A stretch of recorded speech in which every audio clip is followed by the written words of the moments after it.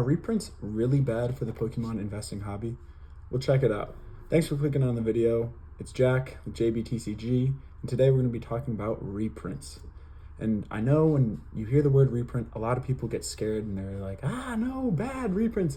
But really, I think there's nothing to be worried about with reprints. Now, if you're holding a lot of product and you're trying to flip it short term, yeah, reprints will kind of suck for you. But if you're Pokemon investing, it doesn't matter. It really doesn't matter.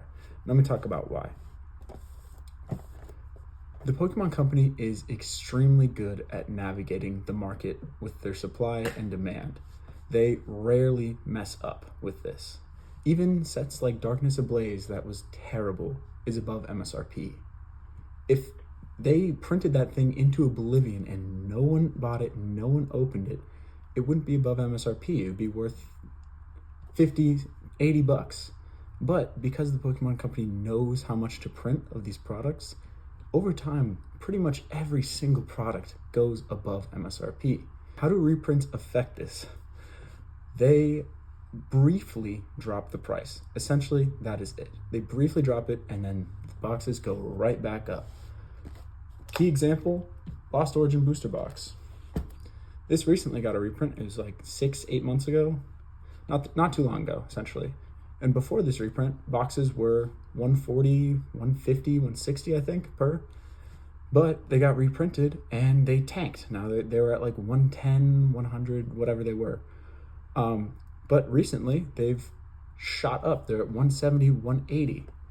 Now, if you were holding 20 boxes of Lost Origin, if you're holding 20 booster boxes of Lost Origin before the reprint, you'd be panicked. You'd be like, oh my God, the reprint happened. It tanked the prices. They're super low. I've lost so much money. But if you hold it for another 8 months, you're back in the green. You're back in the positive. So what I'm saying is Pokemon rarely reprints a set and over reprints it to where no one wants it. It just doesn't happen. They reprint it because people want it. And that's why reprints are a great indicator of what is a good set to invest in. So let's go over some of the recent sets that have gotten reprinted. I'll go with the special set here. Crown Zenith ETBs. These got reprinted, I think, November, October, and the prices of them were up like $50, $60 per, which is really high for an ETB within a year of release. They reprinted them heavily, and the prices tanked.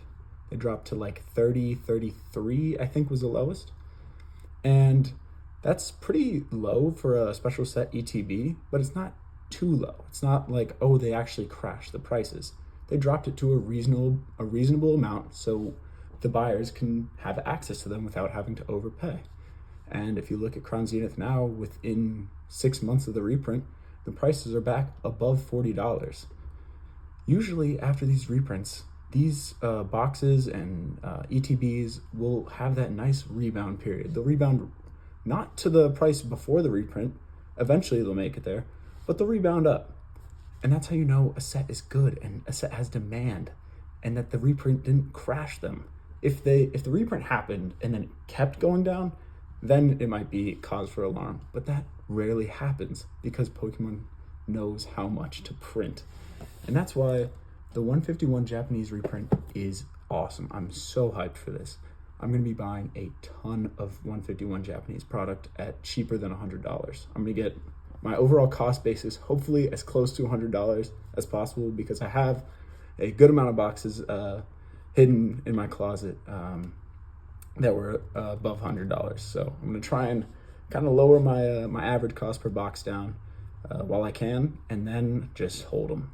I think these boxes are going to go way up really, really soon after this reprint, because people are going to panic and be like, oh my God, it's the last reprint. This is it. This is my last chance to get these boxes, and they'll just be right back 170, 200.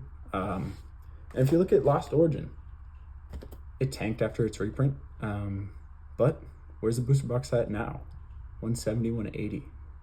And what's the common thing with all these sets? 151, Crown Zenith, Lost Origin.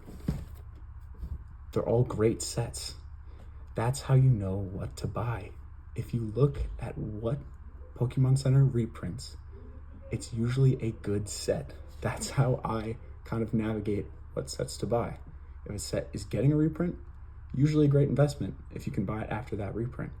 If they don't, well, it might not be a great set, might not be high in demand, and it might go up because the supply was low because it never got reprinted. But personally, I think reprints are awesome. They give a good indicator of what sets are great, what sets are in demand, and they give a great entry point price. So should you be worried about reprints? No. If you're a Pokemon investor, no. You should not be worried about reprints. You should be excited for reprints. And if you have a passion for Pokemon and Pokemon cards and stuff like that, reprints just in general should be awesome because you get to get more of it. You can get it at a cheaper price. That's exactly what we're all looking for. So reprints are not scary. Reprints should be awesome. Everyone should be excited to get a reprint unless you're a short-term or like an LGS seller and you have to like flip all these boxes and you're like panic selling all of them.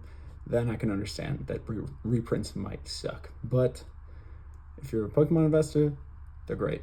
Thanks for watching. This is JVTCG. I appreciate you.